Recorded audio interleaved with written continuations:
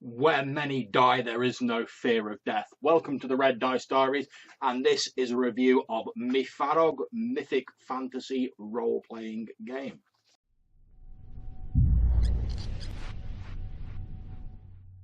As I said in the introduction, we're reviewing the MYFAROG Mythic Fantasy RPG by Varg Vikernes. It's a Mythic Fantasy RPG of approximately 250 pages long. The book is printed on glossy white, good quality paper.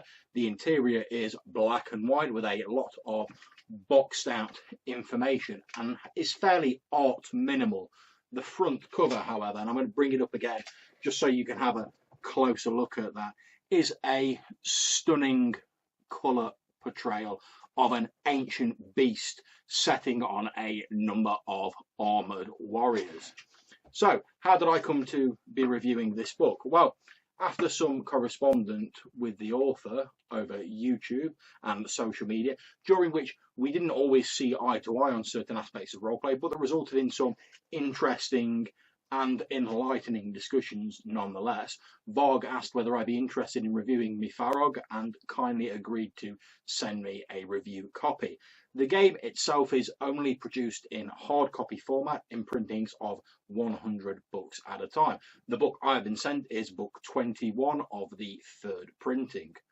This is a nifty little thing, and it does make the book feel almost like a collector's edition, as well as making it potentially more difficult to pirate.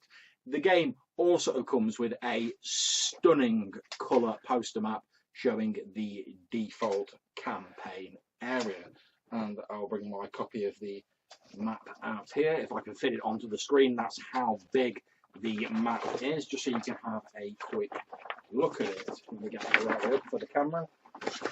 There we go. There is the map with the white space being the various oceans and the islands depicted being the various regions of the game setting, or Thule as it's known.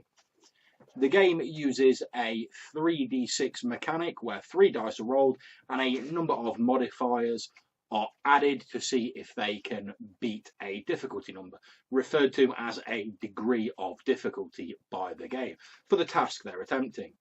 Now, before we start, I'd like to apologise for any mispronunciations that I make during this video, since there are a lot of words and spellings that I'm unfamiliar with in this book.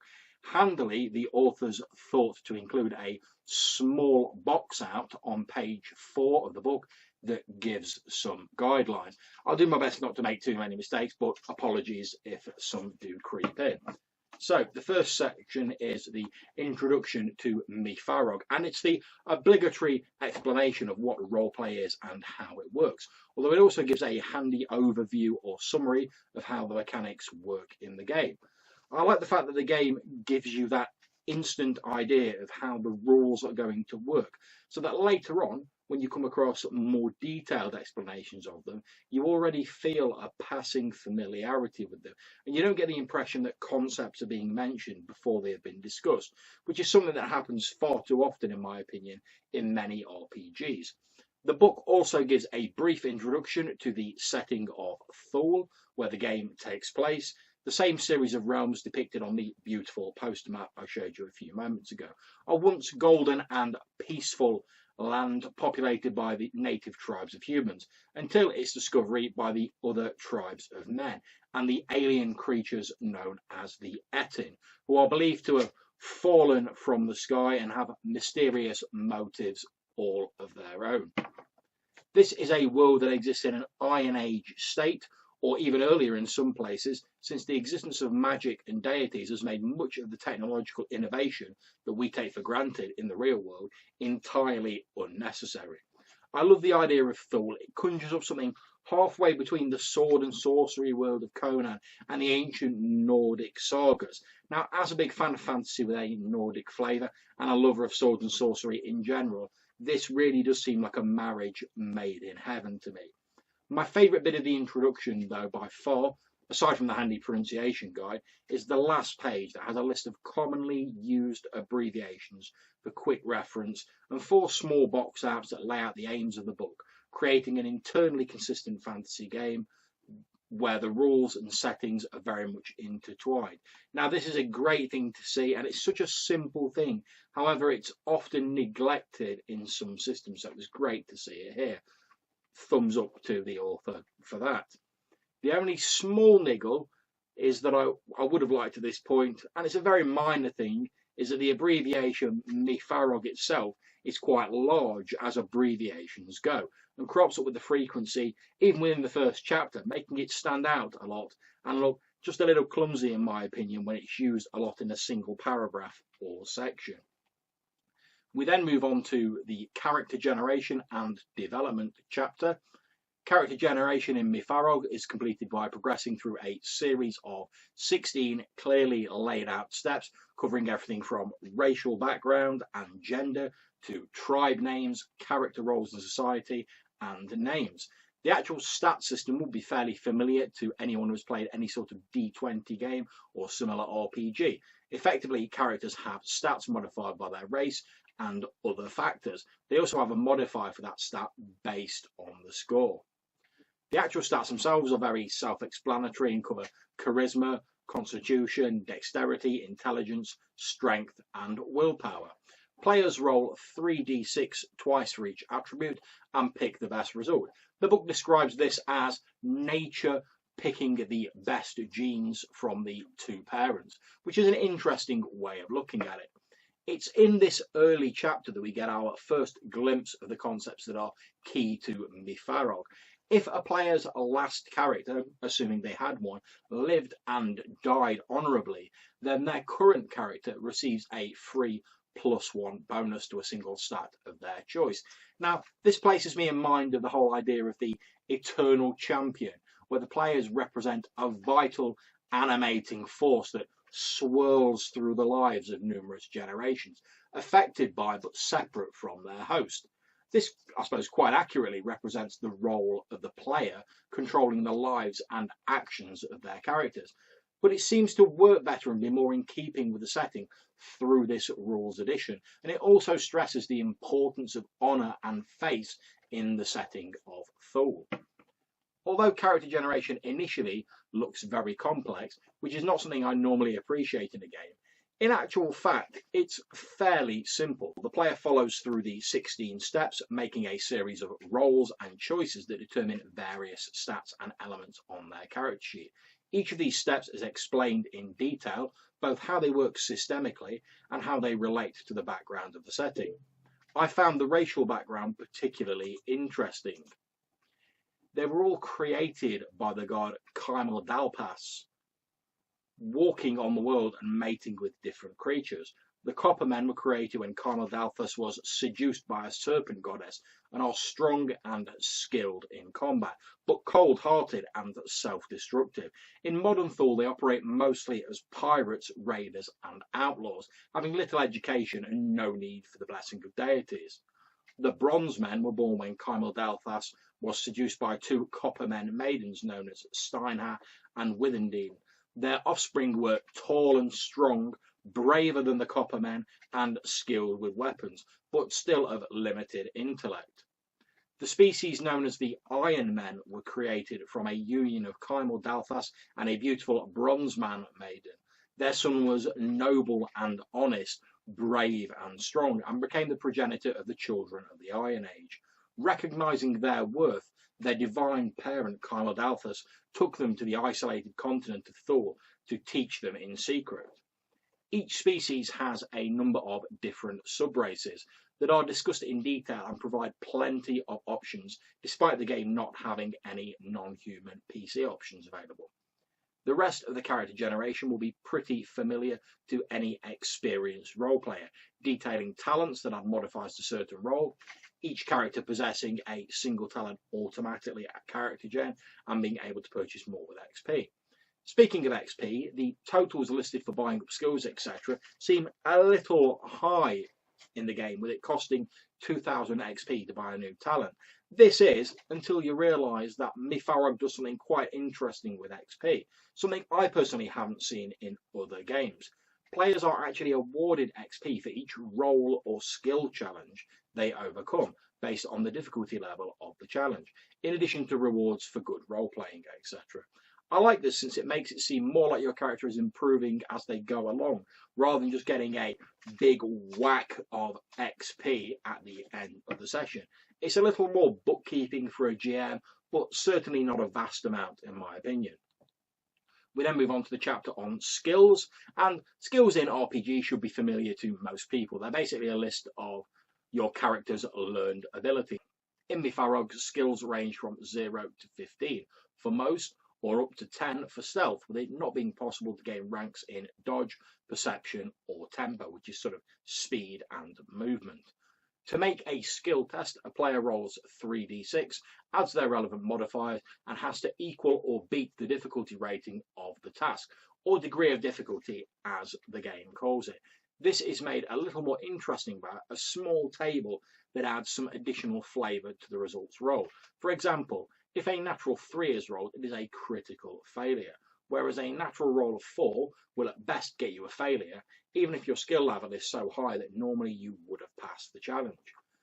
Now, some games use points or bennies, or whatever you want to call them, to allow players to alter rolls and remove that really annoying point when your master archer who has spent his life perfecting his bow skills gets a really shitty roll and is seemingly unable to even string his bow or pull an arrow out of his quiver, let alone shoot the creature that's racing towards him. However, MYFAROG represents this with something called the power of will. A number of times per day equal to a character's will score. They may roll 4d6 for a skill test instead of the normal 3d6 and keep the highest 3 dice as the result. We then follow on with some points about encumbrance, which I'm pleased to see was simplified in MYFAROG, since I can think of few things more boring than having to create a shopping list of equipment, calculate their weights, and plus that sort of system never really seems to actually work in practice. You always get a situation where you're like, oh, okay, so I can wear 2 suits of armour, carry a halberd and a full rucksack, but it's this tiny set of thieves' tools that's finally pushed me over the edge. Quite rightly, MYFAROG regards these calculations as a bit of a nuisance and far more effort than they are worth. Instead, the game gives you some simple, common sense, sensible guidelines for determining what you can carry in the normal course of events, which is basic equipment, i.e. clothes, a belt with a pouch, and 2 additional items carried in shoulder straps. A large list of the various skills available in the game then follows, and these explain what the skills are used for and provide sample difficulty ratings for the various tasks in a straightforward and no-nonsense way. In particular, I liked the write-up of the rune lore skill and the table of runes that were offered. Each rune must be carved onto an item by moonlight and anointed with the blood of its associated creature to have a magical effect. I found this very interesting. I've always been a fan of skills-based magic, and this makes MYFAROG sorcery seem different to its counterparts in some other RPGs. Also, recognising some of the runes, although I'm not incredibly fluent in them, gave it a sense of familiarity and sort of tied it down and gave it a sense of consistency for me. The same can be said of the languages section, that gives a very interesting rundown of both runes and Ogham. Now, I can't speak for how close the Ogham is to its real-world counterparts, but I certainly recognised a lot of the runes. The next chapter is combat rules, and MYFAROG straight away splits combat into either melee combat, enemies standing between 5 foot and 10 foot away from each other, engaging in close combat, and missile combat, trying to injure your opponent using missile or thrown weapons. Instead of adding your modifiers to a dice roll and trying to beat a difficulty rating, as with a skills test, in combat you're attempting to beat your opponent's defensive value. All characters have an offensive value and a defensive value, calculated from their various stats and any bonuses from situations or equipment. If the defense value of an opponent is beaten, then damage is inflicted. And this is where the chapter, in my opinion, the rules start becoming a little bit dense for my personal taste. There's a vast array of modifiers and different charts, all of which can have an effect on the result of a combat, with players having to roll on a cut or shock table, or even sometimes both, to see if they suffer any long-term effects from bleeding, or whether they get knocked out in combat, or any other of a myriad of effects. I can see why the game does this, to be honest, since it makes combat extremely deadly and does fit in with the slightly grimmer tone of the game. However, I'm not sure if personally I think that level of detail adds a great deal to the game. By contrast, the game's discussion of different combat formations that can be formed seems at first a little complex, but actually it just explains how the formations affect the number of people you can fight, and it also provides a small morale bonus to people stood in formation, since they have the support of their fellows. I think this is a great idea for more tactically based games, and it's certainly something I'll consider using in the future. Combat takes place in rounds using initiative, as with most RPGs. One thing that did stand out is that all creatures in a combat who are not immune to fear, including the player characters, need to test their morale to avoid panicking and fleeing. Whilst I'm not sure if this would suit every game, I do think that it works well to emphasise the deadly nature of the worlds and particular combat in MYFAROG. It also encourages people to think more about formations and the morale bonus they gain from it, giving a real incentive to actually form up like a unit and fight. This chapter also includes details of equipment and armour that is used in combat, with some very nice, if a little bit small, grayscale drawings of various pieces of kit. The next chapter is called The Land of Thule, and it details the 9 regions of Thule and the seas that surround them. The lands being inhabited by tribes who are both traditional, following a hunter-gatherer lifestyle and worshipping the spirits of the land, and religious, living a more agrarian lifestyle and worshipping great deities. The chapter begins by giving a brief explanation of the land's geography before moving on to discuss the tribes in the game, how their traditional or religious outlook affects matters of heritage, and that each tribe has a seat or place where they meet to settle and disputes and to plan their future actions. A list of the regions of Thule then follows, each having a table detailing the main tribes that inhabit the region, their numbers and where their seat is located. Scattered amongst this chapter are small box outs that provide flashes of flavour and lore to break up the sometimes slightly dry tables of numbers. I think this is a very wise move by the author, since it not only helps break up the chapters, but it also pulls you more in to the flavour of the setting. Particular favourites of mine are the box out containing an interesting discussion of prostitution in the setting and whether or not it is in fact the world's oldest profession. And I also enjoyed the mention of Gemli, a subterranean world of dark elves ruled by the god Luke, Lord of the Dwarves, that supposedly connects all underground passages at some point. And I'm sure fans of the famous Underdark will enjoy that very much. The chapter discusses travel in Thule, providing figures for distances that can be covered by various means, and talking about how the various terrains can affect movements or even, in some cases, endanger travellers. This is all very useful information when used in conjunction with the excellent map provided with the book. Various random encounter charts follow, customised for different areas of the campaign.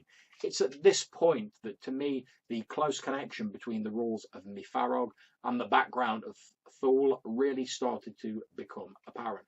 I particularly like that if the players are travelling through Encumbrance, the hideously hungry domain of the Etin, that they risk being exposed to Etin phenomena. These phenomena are detailed later in the Creatures and Phenomena of Thule section of the book, but even the names like Etin Earthstar and Call of the Kraken are very evocative and really make you want to know more about them. A large number of tables follow that allow you to determine the specifics of random encounters and also random events when spending time in a human settlement. These aren't wildly exciting by any means, but they are very functional. They do the job they're supposed to, and they give the Mythmaster, as it's called within this setting, everything that they need to quickly create a random encounter on the fly. This is followed on by a large list of equipment.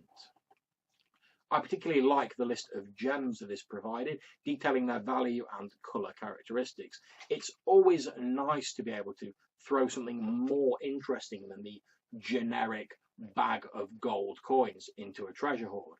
In MYFAROG, these stones can, if treated appropriately, be used to grant various sorcerous effects based on the colour of the stone.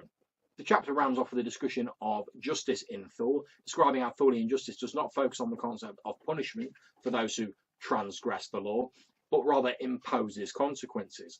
For example, a murderer must pay compensation to the victim's family or owner if the victim is a thrall, and will become an outlaw or social outcast for a year and a day.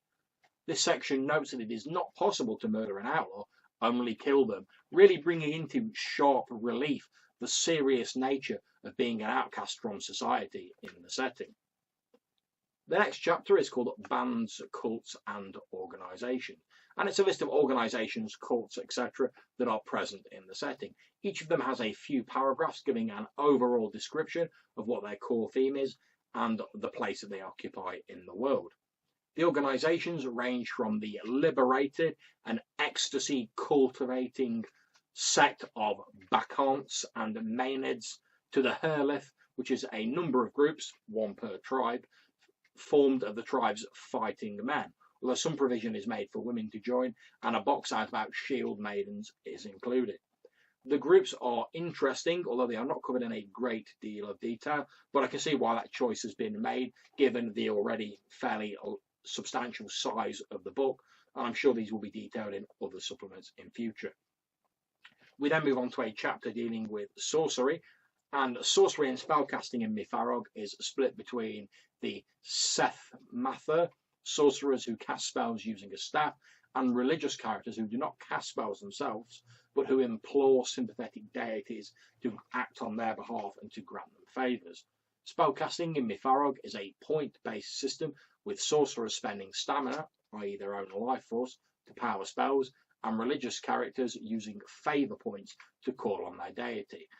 There are some additional tweaks included, such as religious casters' requests being more powerful in places that favour their deities, etc.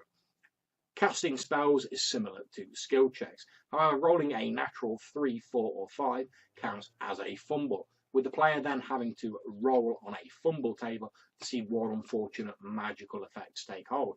And these cover a wide gamut of effects, such as aging a year or being turned into a frog.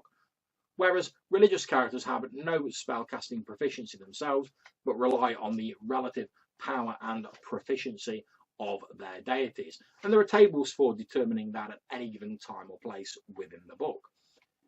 The chapter ends with a long list of spells, and while there is nothing surprising here, the spells are all well written with a clear explanation of their effects. A lot of thought seems to have been put into this chapter on making the Seth Mather and religious casters feel different without adding unnecessary extra complications to the rules, and this really is something to be applauded.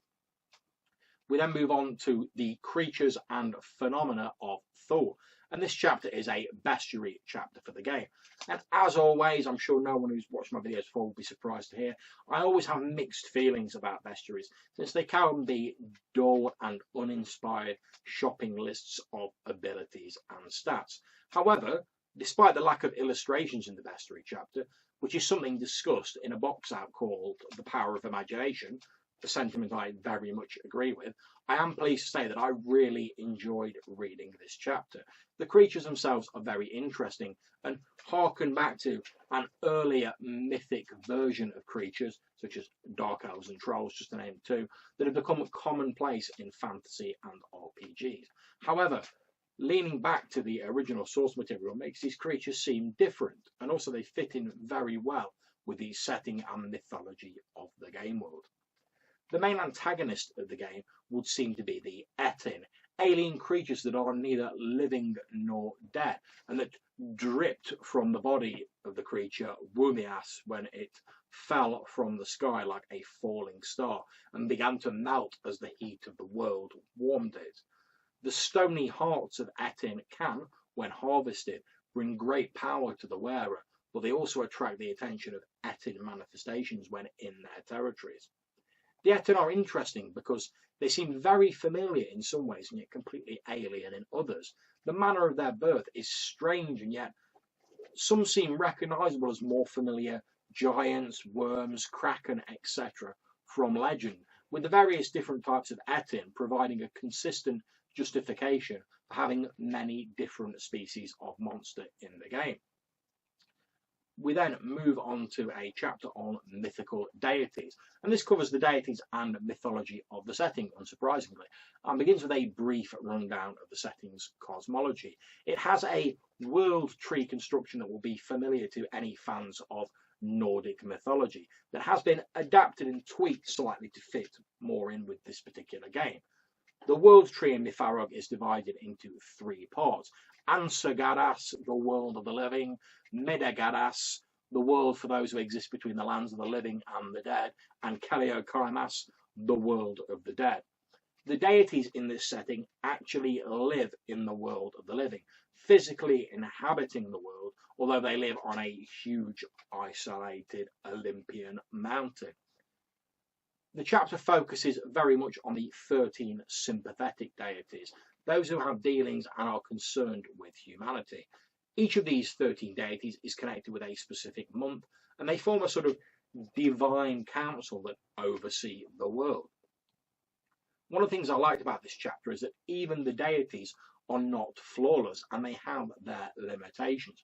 For example, in MYFAROG, not all deities can travel between the realms, only those possessing certain abilities and affinities. I love this because it ties in more with the often capricious and all too fallible gods of ancient myth. For all their vast power and majesty, they are both the strengths and the weaknesses of humans, writ large and projected onto an external force.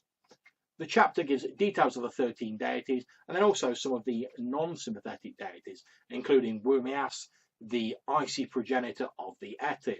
All of these gods are really interesting, and although not exact replicas of deities from real-world mythology, they're similar enough.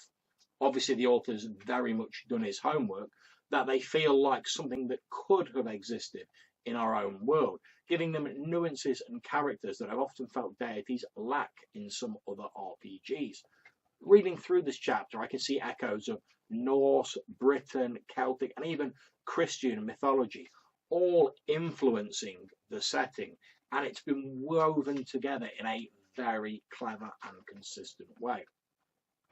The next chapter is titled The High Festivals, and this is one of my favourite chapters of the book.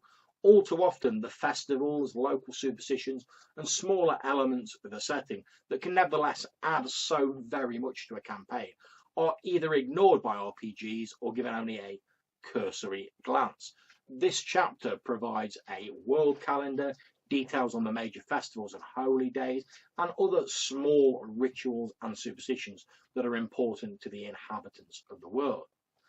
As a setting where luck and honour are 2 of the most vitally important elements to the people, these are emphasised in the ceremonies detailed in this chapter.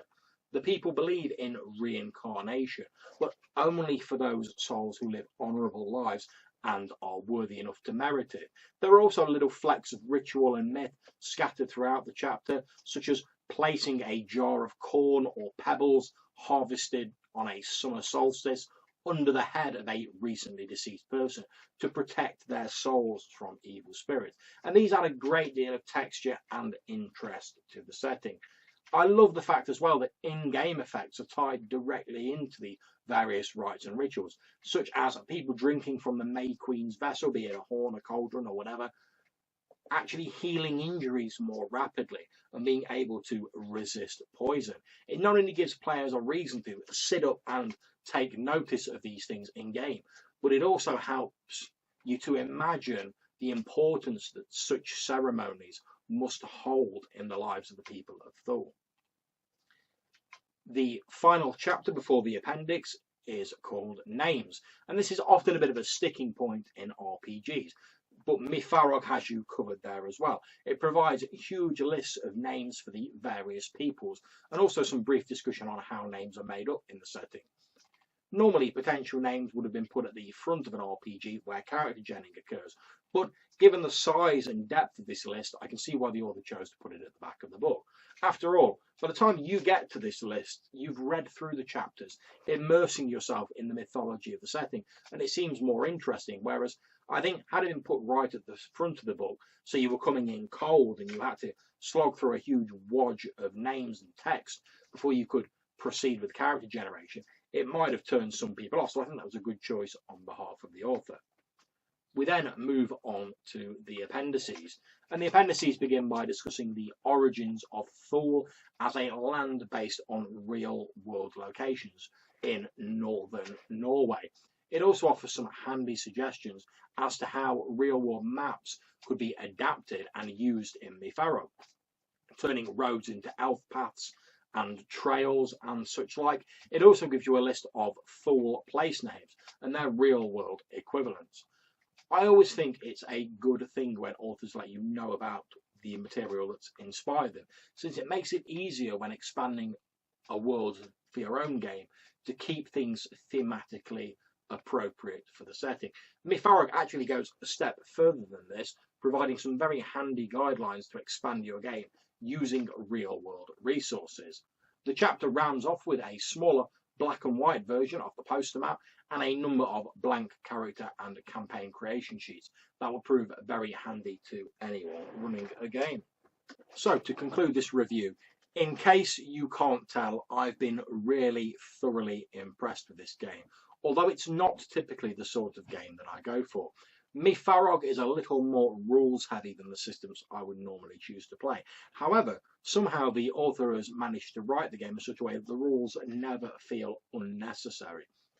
The book has something of an old school feel to it. It has a black and white interior with minimal art, although it is on beautiful glossy white paper. There are plenty of tables and enough modifiers to keep even the most stalwart grognard happy. However, there's something about the setting that really shines for me. It feels close enough to real-world mythology that if you have even a passing familiarity with European or Nordic myths, and if you're not familiar with any real mythology, I'd advise you to go out and give it a look, since it inspires so much of role-playing in general, then the game world feels almost like a story that you've heard somewhere once before, but that you'd forgotten about until picking up this book. The book contains everything you need, besides pencils and dice, obviously, in order to start running games of honour, sacrifice, and the deadly struggle for survival in an often cruel and uncaring world. The only thing that I would say is noticeable in its absence is a dedicated chapter on games mastering. However, given that there are bits of GMing advice peppered throughout the book, and that the setting is so rich and developed, I'm not entirely sure how absolutely necessary that is. Overall, MYFAROG is a great game with a beautifully rich setting and a rule set that seems to marry with the campaign world extremely well. It's a detailed setting that will reward player and GM investment in it. If you have any interest in Nordic mythology, or perhaps you're looking for a fantasy game where the rules will not be too difficult to grasp, but it has a richer, more evocative feeling background to it that tugs at racial memories of ancient battles, tales of glory, and of monsters lurking beyond the campsite of your village, then you really could not go far wrong with MYFAROG, and I highly recommend you give it a try. So, I hope you've enjoyed this review of MYFAROG, the mythic fantasy role-playing game, and that you'll hit it with a thumbs up and click on the red dice up in the corner there to subscribe to my channel. As always, if you have any comments, put them in the links down below, or hit me up in the Google Plus links. I really do enjoy reading what you write. Until I see you in my next video, take care and happy gaming.